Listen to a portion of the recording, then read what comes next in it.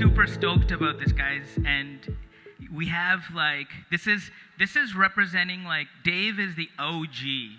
He's the OG of vitality, the godfather of biohacking, and then we have, and can I say you're actually 80 years old, right?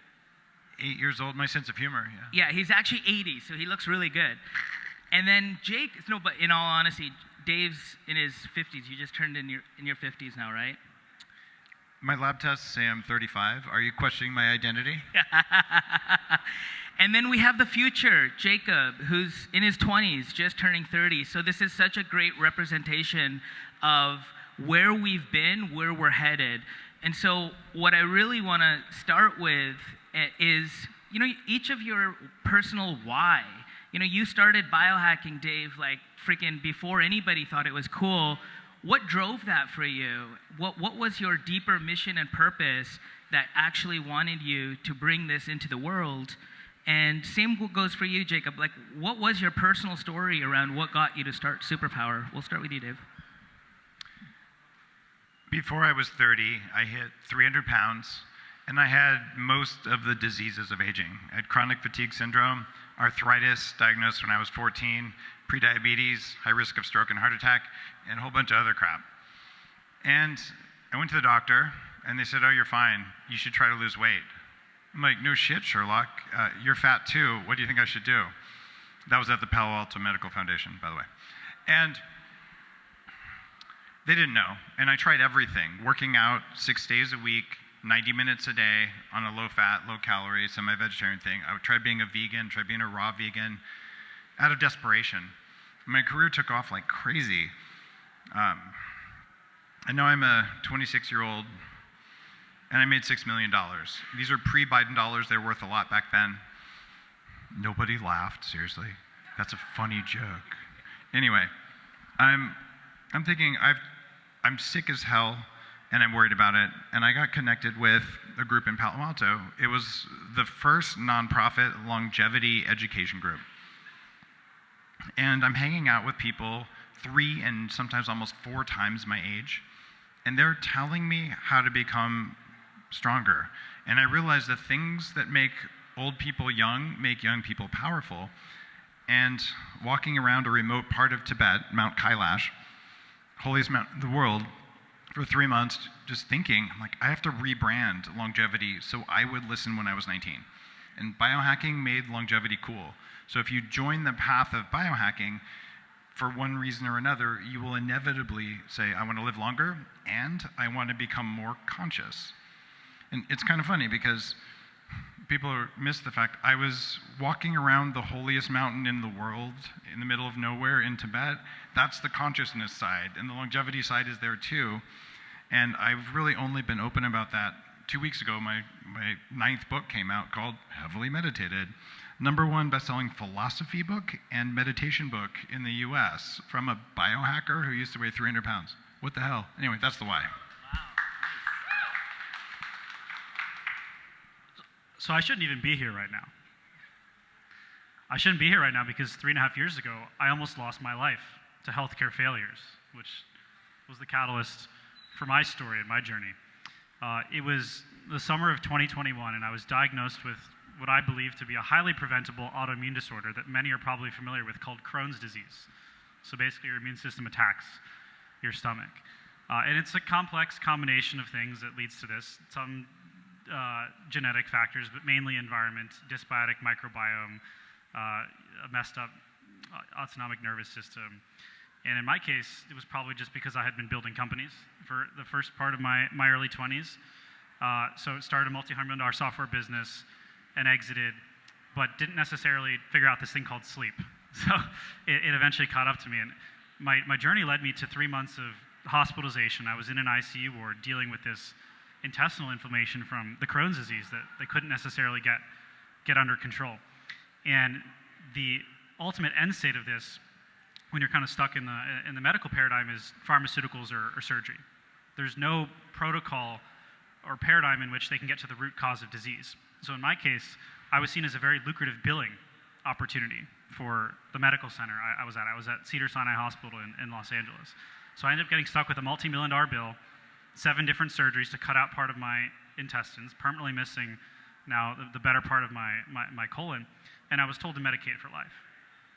And that's the condition that I found myself in, maybe the ultimate extreme example of what can go wrong with perverse healthcare incentives. And it wasn't until after I got out of the health system and discovered this world of high-end concierge functional medicine, or biohacking, as Dave alluded to, that I realized there might be a different way. So I ended up getting connected to doctors that charge $50,000 to $100,000 for their care. They biohack every single aspect of you. They leave no stone unturned. They'll spend 4 to 5 hours on a whiteboard connecting the dots across every little aspect of your health. And that was the eye-opening moment where I realized there was another world of medicine out there that we have the ability now to bring to the mainstream, and that's finally starting to happen. And we'll dig into a bit of what that looks like today. So that's my story. Before you ask your next question, Gordy, I just have to point something out. You're pissing me off. You're more Burning Man than I am in your branding. What's up with this? Gordy and I have been friends for many years. I've been an advisor to CTR. You've been to my farm on Vancouver Island for a long time. So you've been really active in this behind the scenes. So I just want to call that out and say thank you too. Yeah. Thanks, brother. Appreciate that. Actually, it was with Dave my first Burning Man was with, and so that's a story we'll talk about, not here. I talked about this morning how in 2020, the longevity space, there was maybe about $1.5 billion-ish invested, and then this year in 2025, over $10 billion has been invested. And estimates show that by 2030, it'll be $100 billion industry. And so, I'm going to say again that this is where the puck is headed, and this is where we can skate. So I'm curious to hear from both of you. And Dave, for you, it's funny, we've been friends for a decade, and I've known you to be very spiritually inclined, actually, and be doing the consciousness work, but you never led with that. And now, especially with the latest book, you're actually starting to lead with it. And so the question I have for both of you is, what's shifting? What's creating this wave where more and more people are becoming consumer-centric around taking care of their life, taking their control of their health, and being their own doctors? What are the shifts that are happening that are creating that? Well, when I started the biohacking movement, I was a computer hacker from 30 miles south of here. My whole career in tech was that kind of stuff. And hackers say, well, I'll just fix it myself. I'll go in, I'll figure out how it works. And it was out of desperation that I said, I'm going to hack my own biology because my doctor literally has nothing for me. And I made this commitment that I'm only going to do what works. As a grandson of, my grandmother was a nuclear engineer, grandfather was a physical chemist. They're absolute atheists. And I didn't believe any of the spiritual stuff was real. In fact, if you believed in it, you were provably an idiot. It was only after all the stuff in the West failed that I just said, oh, I have a whole bunch of assumptions that are untested. I'm just going to follow the data. And I did that for my longevity, for my wellness. I spent $2.5 million reversing my age. And on the spiritual side, one of the first things that opened it up for me was a guy I've known for more than 20 years now, Roland McCready here from HeartMath Institute. He came and spoke at the nonprofit that I ran around longevity. And I'm like, this is awesome. I can now measure the state of my nervous system and learn to consciously control it. I started doing neurofeedback about the same time. And for the last 10 years, I've been doing neurofeedback on global elites and CEOs in a 5-day program. And that's what Heavily Meditated is about. Like, what do you learn about altered states work? And you learn they exist and they're provable. The problem was, when I started biohacking, I talked about shining a laser on my brain and my gut. Okay, people thought I was batshit crazy. I'm like, but that's not enough. You should put butter in your coffee. You know how much that made people mad? Even though it works, and the Ayurvedic people are like, duh. And then earthing. There's science behind earthing. However, that was enough for people to go, this guy's a crackpot. I'm like, yeah, I'm a crackpot with a lot more PubMed studies than you, so let's go. Right? And there is, in my mind, a 25-year roadmap for introducing new things into the world of biohacking once the community is formed. And not far from here, about 13 years ago, there's 100 people in a bar was the first biohacking conference. That was 2012, 2013, something like that. And 2018, Webster's added biohacking to the dictionary as a new word. And last month, 4,500 people in Austin at my biohacking conference with Steve Aoki playing. So that's how fast it is. But if I'd have said, by the way, guys, I'm a VC with a job on Sand Hill Road and a tech entrepreneur, and we should all cross our legs and we should say Om and do some breath work, they would have just laughed and there would be no biohacking. So you have to introduce new concepts only at the speed that society can absorb them. So we had to make longevity possible, and it wasn't possible a long time ago. There wouldn't have been a Brian Johnson if there wasn't this movement that says you can hack yourself, you can upgrade yourself, you are in charge of your biology. And I think that helps unlock the investments in longevity. And it's only going to go up from here. So if we've got the longevity seed planted, next is the consciousness seed, and it requires science to prove it out. So we've got the 40 years of Zen brainwave stuff, we've got the heart math stuff. Melissa Epples here, Paul Zak is here, people have been on my show, so many cool people, but this is science. There is no break between consciousness and science. We just thought there was. I love it. So it's like you used biohacking and longevity as the Trojan horse, because once you help people live longer, then they start asking the deeper questions of, wait, what the fuck am I really here for? If you get your mitochondria working right, you are wired in your bones to be kind to other people. And that's a fact. So let's just start there. And I don't care if I have to use the dark power of marketing to trick people into being healthier so they won't be such big dicks. Like, it seems like a good deal. Jacob, what about you? What do you think is shifting? What are the undercurrents that are creating this wave now? So there's not just an increased amount of investment in the longevity industry writ large. There's actually, over the past 5 years, been close to $15 billion in venture invested in digital health infrastructure, APIs and tooling, that are enabling an entirely new class of digital health companies to come online, and an influx of talent, especially engineers, product builders, and designers that otherwise might have been a little bit turned off to the clinical and sterile and maybe boring, you could say, nature of the health world that I'm now seeing pour into ventures in this space. The consumer undercurrent and trend that I think excites me more broadly is this bigger idea of, for the very first time, consumers will be able to actually disintermediate the healthcare system as it stands. And we've seen, as the arc of technology evolves over the last few decades in the Valley and more broadly, this happen in every other space. It's yet to happen in healthcare. But it kind of already is if we take a step back and think about it. I was listening to a talk the other day with Sam from OpenAI, and he said that 8% of ChatGPT searches are health-related. There's 15 billion Google searches a day. We know 1 billion of those are health-related according to Google. People are already going to these search engines, to these language models. They're going to WebMD. They're going to HIMSS for a prescription before they go to their doctor. So we've seen the early inklings of what disintermediation looks like, but that's only going to exponentiate, I think, 10 to 100x as people start to build on top of these new digital health tools and infrastructures that now exist, Superpower and what we're building included. If you look at Home Depot and Lowe's, that's the DIY movement.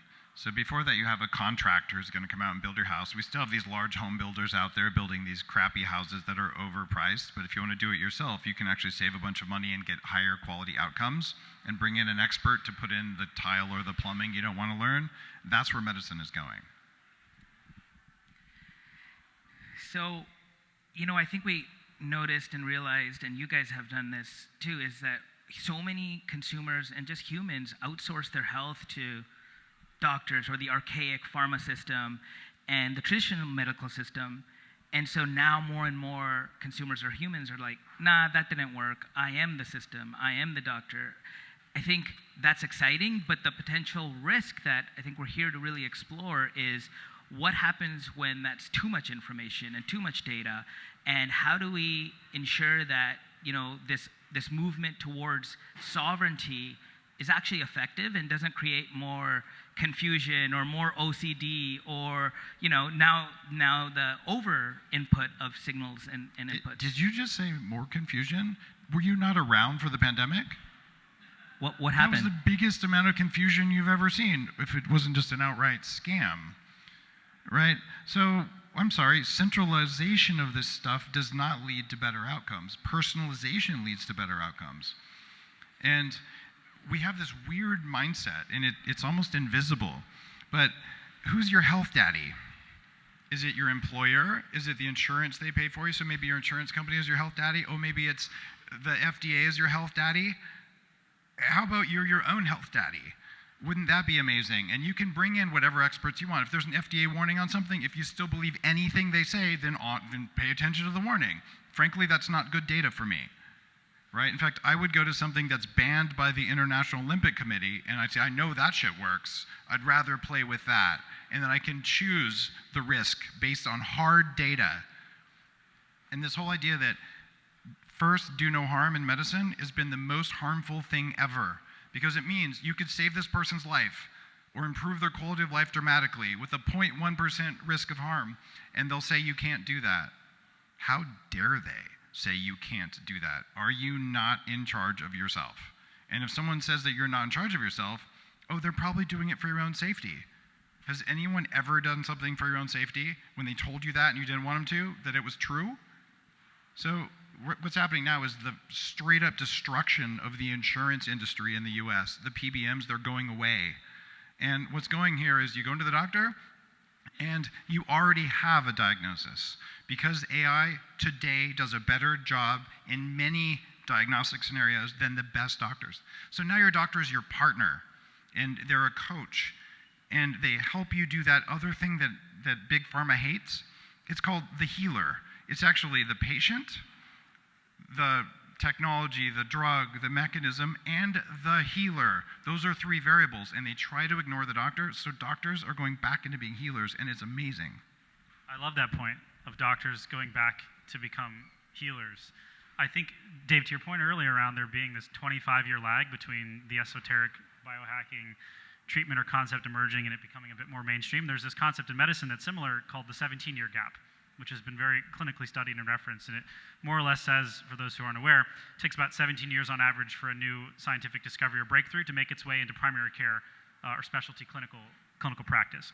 With AI, that 17-year gap is about to become 17 milliseconds. And I think it's a human right for us to be able to access the most up-to-date, on the millisecond research when it comes to getting an understanding of what's happening in our bodies. Now, the challenge is medicine is complex. Even if we do have the power and the tools to become our own doctor, things still need to become simplified and abstracted, and that's where technology is going to go. Is it's going to ultimately help us make sense of all of this madness, and it's going to be increasingly possible and done better than doctors. Because if we really break it down, healthcare at its core is an informatics problem. When you go see a doctor as a patient, the doctor's basically computing between databases in their brain. They're taking an index of what they know about you in front of you, which is oftentimes very limited because they don't know your genome, they're not looking at your microbiome, they barely know your family history. They're comparing that against a database of what they know about medicine, which again might be 17 years behind or not necessarily updated since their med school education. And the third database that they compete between is a database of interventions, or things that they can clinically recommend, which oftentimes, like in my case, is only pharmacological or surgical in nature. A lot of physicians in the United States that work at private equity-backed health systems can't even legally recommend a supplement or a vitamin D because it's against clinical protocol, and they could get reprimanded. So in this paradigm, if healthcare is an informatics problem and we're constrained by human brains and their ability to deliver medicine today, consumers are about to have exponentially more control in a world where AI can compute between those databases, and those databases can be exponentially larger. Amazing. I think one of the key highlights I just heard is, who's your health daddy? If anybody can check out healthdaddy.com for me and register that domain, I'm going to sell it to Dave after. By the way, I just made that up on stage. That was not rehearsed. I channeled it. Okay, I want to talk about the shift from data to wisdom. And this is where I think it would be really cool for both of you to talk about, how you're approaching this at Superpower and how you're approaching this at Upgrade Labs. It's like, there's one thing to track the shit out of everything, which we're doing more and more of every day, but how do we go from tracking to real transformation? What are the ways we can go into embodiment of all of this data? And how are you guys helping people move from the tracking to true embodiment? So I'll start with a little bit of a window into what it's like to be a patient of one of these high-end concierge clinical practices that I alluded to. So they cost a lot of money, and in that world, they can actually justify delivering a very high quality of care. And these clinics oftentimes, and these physicians, they'll have like 95% patient retention over the course of many years and decades. Why? It's because they give a very white glove level of care. They check in with you weekly and biweekly. If they give you a plan, they're making sure you're taking your supplements, you're doing your exercise. It's bespoke. It's the ultimate example of personalization and deep care. It's, I think, doctors being able to act as the healers versus being constrained by the limits of what they have to deliver in the current system, which is not much time that they can give to you. So what we're trying to do with Superpower is build the world's first ever health super app, an AI doctor that is taking the clinical models of these high-end concierge practices and democratizing it as code. So that it's very low cost, very accessible for most people to get this similar level of care, where we can basically have a human plus AI augmented team checking in with folks on a regular basis once we get an understanding of what's happening in their body to ultimately close this gap and help people go from insight to action, which is the challenge today. The first step would be recognizing that there is such a thing as wisdom. And a lot of us believe that we are our thoughts. And what I've learned over the course of 25 years of neurofeedback and meditating in caves and learning from different lineages around the world, all that stuff that I put in heavily meditated that I would allude to, but maybe not just talk about outright because people would think it was crazy. There is a brief wisdom window called intuition. And we know where it happens, we know what it feels like, we know the order of operations for it, and it's possible to just know something. But the just knowing happens before you have an emotion, and it happens before you have a thought. And for most of us, our emotions are so incredibly chaotic and wild because our minds are untrained that the size of that signal, it overwhelms the small bit of wisdom of intuition. And my path has been more than 6 months with the electrodes glued to my head. Each 5 days of that is the equivalent of about 20 to 40 years of daily meditation practice. Because after 5 days of this, people's brainwaves look like they're a Zen monk. And what's interesting when you look at Dean Radin's work around becoming supernormal, Joe Dispenza's work, what you find is these things like just knowing stuff, they're impossible if you look at a standard set of data from the whole population. But if you look at meditators, practice meditators, suddenly they can do things. And it's way statistically significant. The things that were written about in Ayurveda and traditional Chinese medicine and ancient European practices like Gnosticism or Druidism, shamanic practices around the world, that stuff is real. And it is measurable and it is provable. So for me, it's been getting the emotions, the triggers, figuring out how to turn those down. Most medicine, and certainly most psychiatry and psychology and therapy today, it's like this. You have your phone, or my phone is, and you're like, Doc, I'm trying to do my work, and these alerts keep popping up from TikTok and from Instagram and all my messaging apps. And the doc says, take a deep breath and gently swipe to the left. Continue doing your work. Swipe to the left. Just fuck that. What if you went into the settings and you turned off the alerts? You could probably get more work done, right? Well, a lot of this consciousness work, it's about going in, figuring out how to turn off what is essentially a threat detection network and an operating system for life that's in your body that you're not supposed to know about, you're not supposed to be able to see, and it's training it. And there's an algorithm for life, and it looks a lot like a Labrador Retriever. So a big dog comes into your house, it chews up your shoe, it barks a lot, it pees on the couch, it humps your leg, and then it eats everything on the counter. That's pretty much all the things you've ever done that you're ashamed of was one of those types of behaviors, except chewing up the shoes. That just might be Gordy. Sorry about that Burning Man thing. So you can take that same dog and you turn it into a service dog. 6 months of training, and it'll sit there with a piece of popcorn on its nose until you tell it can eat. A third of the average person's thoughts are about tacos. Okay, or about lunch. What's your next meal? Literally 1/3 of your capacity, food, food, food. And what's left? Legs, legs, legs, or scary, scary, scary. This is okay, that keeps all animals alive. We have to train that so that when those go down, intuition becomes present.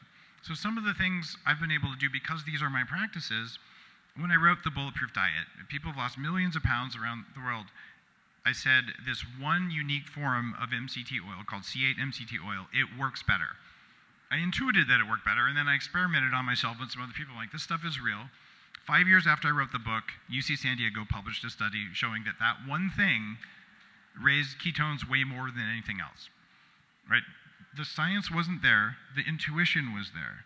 And in the scientific method, we like to call that a hypothesis, and we like to think we thought of it. My grandfather, we'll say, was an alchemist. He had a dream about how to purify plutonium. And to this day, the Purex process we use, he was a co-inventor of it. DNA, the structure, from a dream. This is intuition.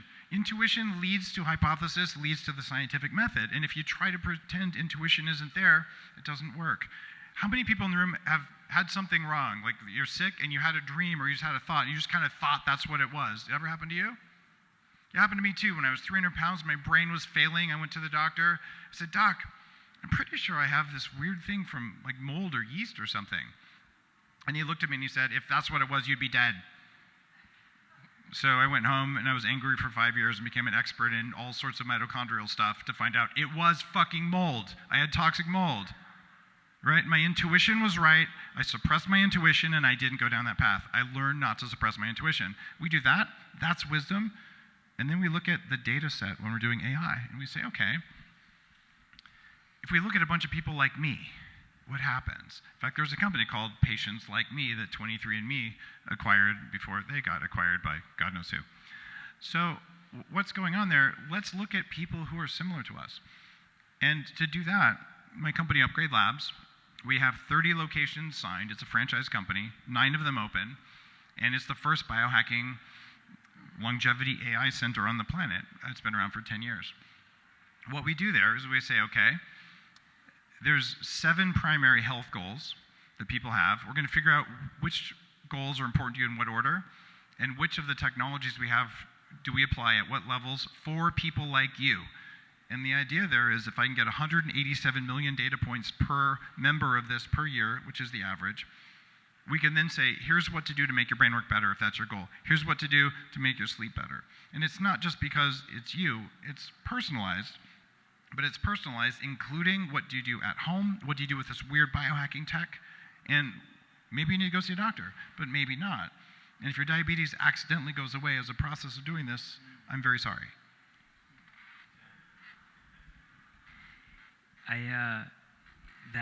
Well, one, I can't stop thinking about tacos now ever since he talked about tacos. But I found your kryptonite. Yeah. and I always talk about this idea around thoughts as the most powerful currency. And, you know, we have about 40 to 60,000 thoughts per day. So over the course of 17 days, we've actually invested 1 million thoughts. And if most of those thoughts are being invested in tacos, that's probably not a good ROI.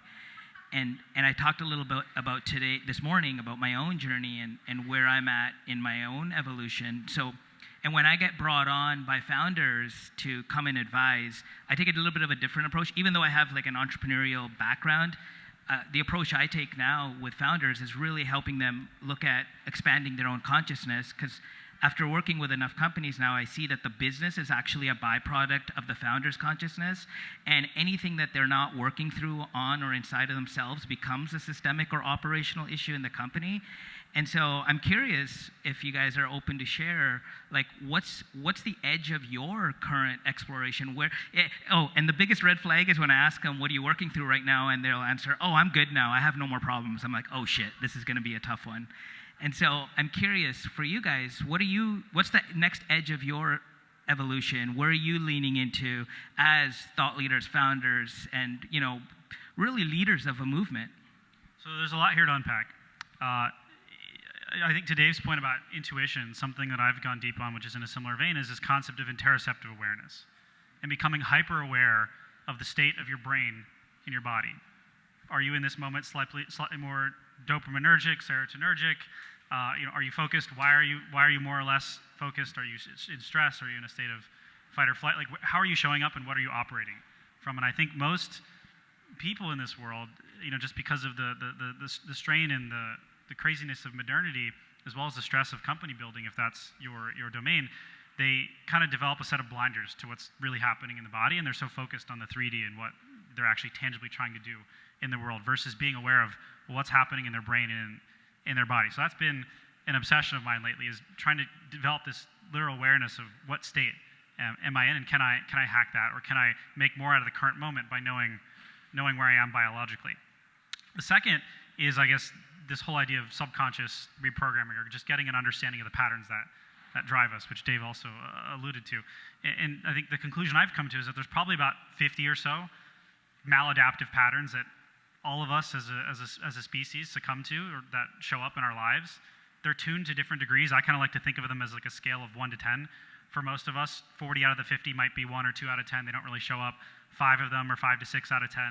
And then another 5 are like 10 out of 10. You know, they show up everywhere, whether it's like stonewalling in a relationship, business or professional, being avoidant, fear of failure, fear of judgment, judging others, all these things that might not necessarily allow us to show up as very high conscious individuals. I think it's powerful if you can get an understanding of what those patterns are, how they show up for you, and can you see them in others so that you can be more empathetic. So this is something that I, on company number 3, have made a point to bring this in as a cornerstone of the way we build our company and our leadership team, because I do, to Gordon's point, ultimately believe that the team you build, the level of consciousness you have, is the company that you build, and a company is a direct manifestation of, I think, the consciousness level of a founder and an entrepreneur.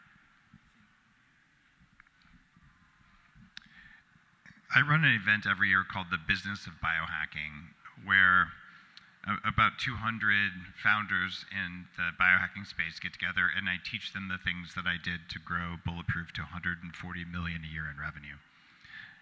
And it's always the most fun because, I mean, Gordy, you should probably speak there. It's like your company is a direct reflection of your energetic state. Like, how many founders have we worked with where their relationship goes to hell and their company goes to hell?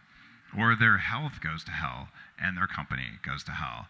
So the bigger your company is, the more impact you want to have, the more work you have to do on your health, and the more work you have to do on your energetic state.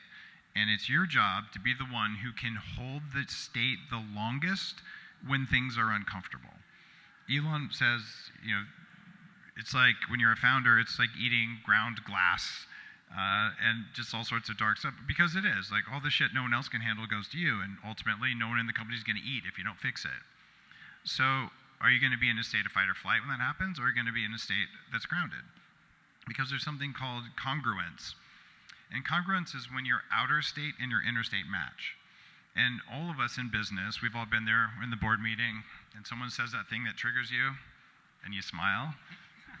And everyone in the room knows they got to, and you're like, I'm fine. Right? And we're all doing our best. Thankfully, you can do that. That stops us from just punching each other, which is what you wanted to do. So if you, though, can be so present and grounded and untriggerable that whatever that person did just didn't land, and everyone in the room sees it, you won. And then you get to control the room. So there's actually something that you can do. It's something that I teach in some of the upper level training, where you can actually change the state of your energy field, and those around you will entrain to you. And I look at, as a computer hacker, something called the attack surface, or the threat surface. You ever heard of that? So if you look at your technology infrastructure, every single place where I could potentially hack it is a part of your threat surface. So the easiest way to be more secure is turn off everything you don't need. Your threat surface just shrunk, right? Only have one login. I can protect that, have 500. It's a bigger threat surface.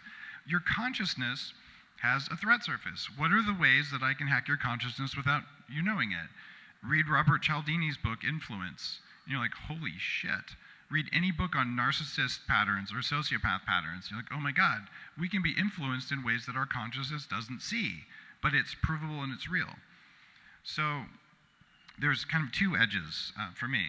And the most important one is discernment. And that is the ability to spot a narcissist or a sociopath very early on. And I talk about some of those and the patterns for that in Heavily Meditated. But my goal in my companies is, in less than 60 days, if we accidentally hire one, and you cannot see them, because narcissists believe their own story, they're not lying when they tell you all this stuff that is a lie, because they believe their own lie. And sociopaths are lying. They're just the world's best liars. So it's unlikely you'll find them, but you'll see their patterns once you hire them. And we get rid of them within 60 days. So far, it's happened 3 times in the last 3 years. And I feel great about that, because it's okay that you hire them, but what they'll normally do if you haven't protected your threat surface and developed discernment is they'll come in and they will absolutely trash your company, and you'll think you're the one that's going crazy. So discernment is one of my edges there. And the other one is, there's ways to, with your words and your movement and mirroring and all that NLP slimy stuff, to manipulate someone.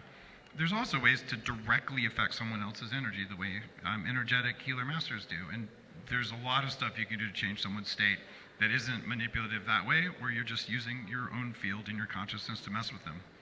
That's why you've been having those dreams at night. Just kidding, not last one. So as we're about to come to a close, we have just a couple minutes left. I have one final question for the both of you. There is a cool story in your new book around motivation and bicep. Do you think you can do that in 30 seconds? Sure.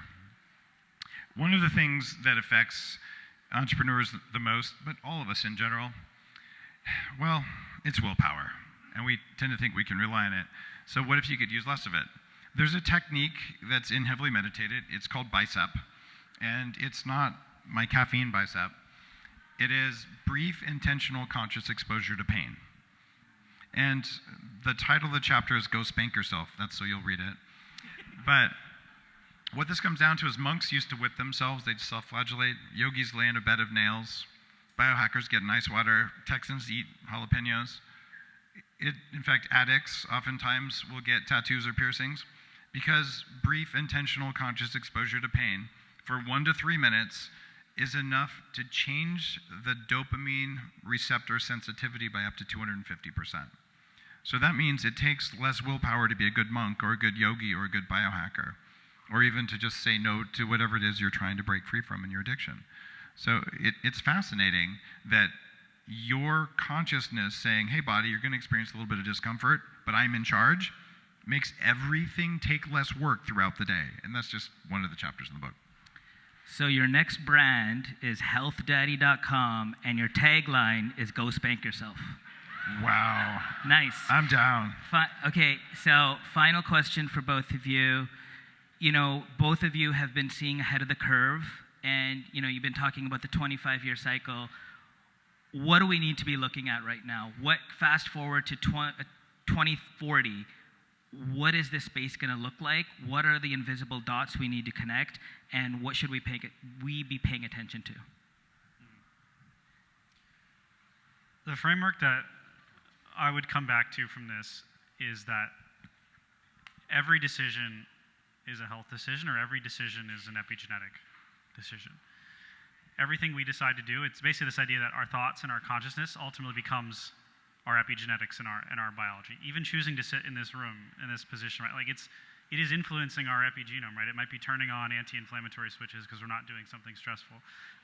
So I think just having this conscious awareness that your consciousness and your thoughts ultimately becomes the state of your biology will be the big thing that humanity starts to become more aware of in the coming decades. And that's very different than eat, sleep, exercise, you take your supplements, all the things that I think the world is starting to wake up to become aware of now. But it's this next evolution of like consciousness directly influences biology. I would look at things like the cryptocurrency Nilium, N-I-L. I just did a really cool podcast about that, a company called Fulcra Dynamics that's gathering all the data that goes into your exposome, which is what programs your epigenome, so that you have this incredible data set.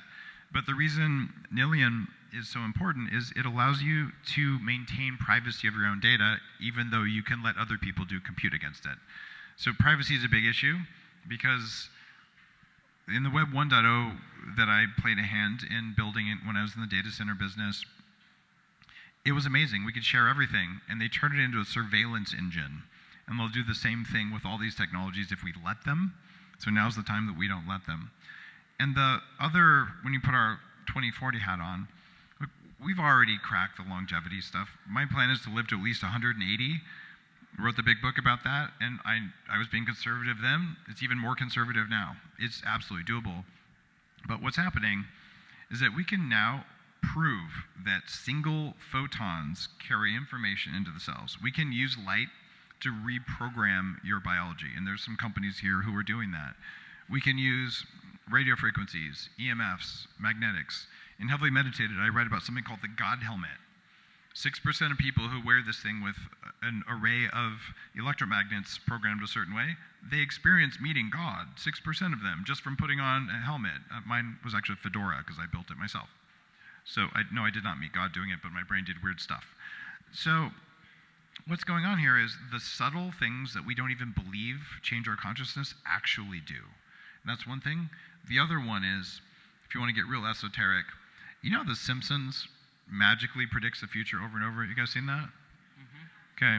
I don't think that's how that works at all. When you have hundreds of millions of people all imagining the same thing all at the same time, that's called manifesting. That's Lynn McTaggart stuff. So Simpsons is making the future, not predicting the future. So that's why neurofeedback and things that allow you to train your nervous system, every time you hate on another person, it costs you, and it affects them, and it affects the world around you. So don't do that. Amazing. Guys, give it up for Dave Asprey and Jacob Peters.